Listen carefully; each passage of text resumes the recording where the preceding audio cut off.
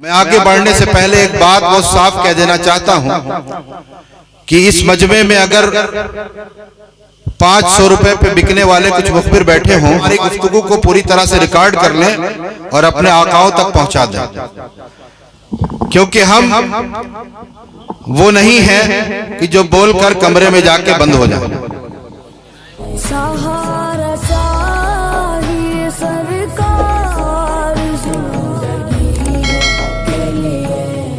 बुलहवस सुनसी मुजर की बंदगी अच्छी नहीं,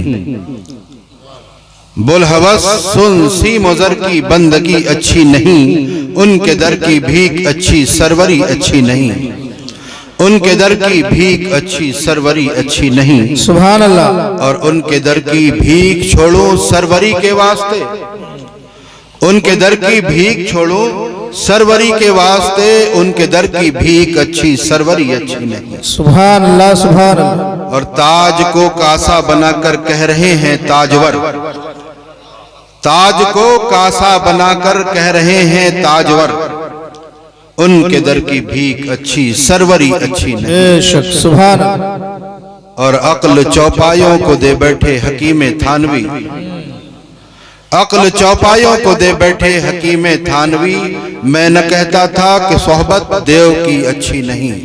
वाह वाह क्या बात। जो जुनून खुल्द में कौवों को दे बैठे धर्म, जो जुनून खुल्द में कौवों को दे बैठे धर्म, ऐसे अंधे शेख जी की पैरवी अच्छी नहीं। और मौजूदा हालात को जहन में रखें। एक तरफ नारा लगता है कि हिकमत और मसलहत का तकाजा यह है, हालात अभी साजगार नहीं है, खामोश बैठा जाए, मगर हुजूर ताजुश शरिया अलैहि रहमा फरमाते हैं, तोड़ दे हर जुल्म की बढ़कर कलाई तोड़ दे, तोड़ दे हर जुल्म की बढ़कर कलाई तोड़ दे, तो गुलामे मुस्तफा है बुज़दिली अच्छी नहीं। सुभान अल्लाह सुभान अल्लाह है बुज़दिली अच्छी नहीं। और फरमाते हैं, जो पिया को भाई अख्तर, जो पिया को भाई अख्तर वो सुहाना राग है, जिससे नाखुश हो पिया वो रागनी अच्छी नहीं। आइए हम और आप अपने और सारी कायनात के मरकज़ अक़ीदत मुस्तफ़ा जान रहमत जनाब मोहम्मद रसूलुल्लाह सल्लल्लाहु तआला अलैहि वसल्लम की बारगाह में हदिया दुरूद पेश करें। पढ़े अल्लाहुम्मा सल्लि अला सय्यिदिना व मौलाना मुहम्मद मौदिन जुदी वल करम किराम अपनी करीम व बारिक अलैहि वसल्लम, सलातो व सलाम अलैका सय्यदी या रसूलुल्लाह सल्लल्लाहु तआला अलैहि वसल्लम। मेरी जिंदगी का मकसद तेरे दी की सरफराजी, मेरे जिंदगी का मकसद तेरे दी की सरफराजी, मैं इसीलिए मुसलमान, मैं इसीलिए नमाजी। हजरत गिरामी, आज उम्मत मुस्लिमा जिन हालात से गुजर रही है वो किसी से पोशीदा नहीं। सोशल मीडिया और प्रिंट मीडिया के जरिए आपको हालात से मुस्तकिल आगाही होती रहती है। आज सूरत हाल कुछ ऐसी है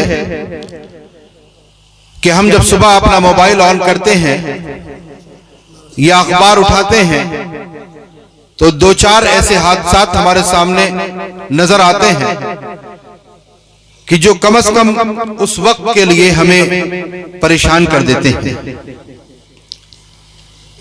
कभी किसी मुस्लिम नौजवान की मॉब लिंचिंग का मामला, कभी किसी मुस्लिम दोशीजा की आबरूरेजी का मामला, कभी किसी मस्जिद के शहीद किए जाने की खबर, कभी कहीं किसी मदरसे पे हमला, कभी मुसलमानों के कारोबार पर हमला। गर्ज की एक दो जख्म नहीं जिस्म है छलनी छलनी, एक दो जख्म नहीं जिस्म है छलनी छलनी, दर्द बेचारा परेशान है कहां से उठे। लेकिन क्या सिर्फ ये शेर पढ़ के हम खामोश बैठ जाएं? क्या हम दर्द का एहसास होने के बावजूद दर्द की दवा न करें? क्या हम बेफिक्र हो जाएं? एक अक्लमंद इंसान का कतान ये काम नहीं है। आज जो कुछ भी हमारे साथ हो रहा है, इसकी बुनियादी वजह क्या है, इसके असबाब व इलल क्या है। मैं आगे बढ़ने से पहले एक बात बहुत साफ कह देना चाहता हूं कि इस मजमे में अगर 500 रुपए पे बिकने वाले कुछ मुखबिर बैठे हों, क्योंकि हमारी मिल्लत का एक बड़ा ये अजीब मामला है कि हमारी कौम में 500 रुपए की नोट पर बिकने वाले मुखबिर बहुत मौजूद हैं, बल्कि अब तो मर्द अब औरतों में भी ऐसे लोग पैदा होने लगे। अल्लाह महफूज रखे। तो अगर वो बैठे हो तो हमारी गुफ्तगू को पूरी तरह से रिकॉर्ड कर लें और अपने आकाओं तक पहुंचा दें, क्योंकि हम वो नहीं है कि जो बोलकर कमरे में जाके बंद हो जाए, बल्कि जो बोलते हैं अल्हम्दुलिल्लाह उसके जिम्मेदार होते हैं। लिहाजा जो लोग बैठे हुए हैं ऊपर से लेकर नीचे तक, वो बिल्कुल इत्मीनान और सुकून से बैठ करके गुफ्तगू सुने। मैं कोई तकरीर नहीं कर रहा हूं, मैं कोई खिताब नहीं कर रहा हूं, बस कुछ दर्द दिल है जिसे बांटने का काम करता हूं। खुदा करे कि यह दर्द आपके दिलों में बैठ जाए, आमीन। हजरात गिरामी, तारीख शाहिद है कि जब जब इस्लाम और मुसलमानों के खिलाफ साजिशें की गई हैं, मुसलमानों को तबाह बर्बाद करने का इरादा किया गया है, तो सबसे पहले मुसलमानों का हरारत ईमानी नापा गया है। सबसे पहले हमारा टेम्परेचर नापा गया। जी जी। और टेम्परेचर नापने का हर जमाने में एक पैरामीटर रहा है, वो पैरामीटर रहा है इश्क रसूल सल्लल्लाहु अलैहि वसल्लम। क्योंकि दुनिया जानती है कि मुसलमान वही है जो अपने नबी की इज्जत और अजमत पे मर मिटने का जज्बा रखता है। मुसलमान वही है जो अपने नबी की अजमत पे एक हर्फ भी बर्दाश्त नहीं कर। लिहाजा हर जमाने में इसी पैरामीटर पर, इसी पैमाने पर हमारा टेम्परेचर नापा गया।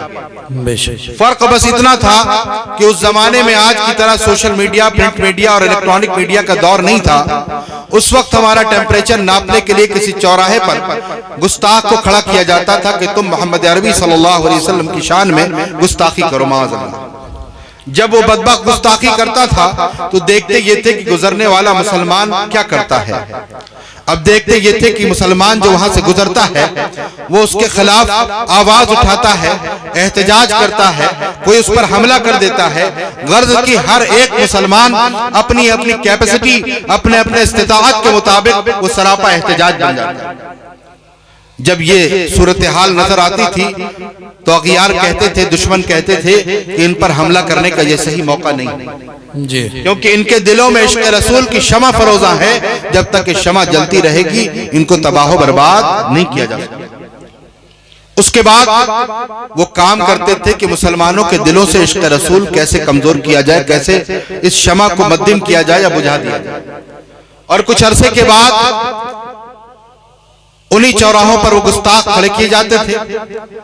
अब वो गुस्ताख दोबारा जब गुस्ताखी करते थे तो देखा यह जाता था कि अब जो लोग मुसलमान वहां से गुजरते हैं वो उस एहतजाज नहीं करते, उसे बुरा भला नहीं करते, उसके खिलाफ उस पर हमला नहीं करते, बल्कि वो कहते हैं कि ये पागल है, दीवाना, इसे बकने दो, हमें बोलने की जरूरत नहीं जी। और ये कहकर के गुजर जाते।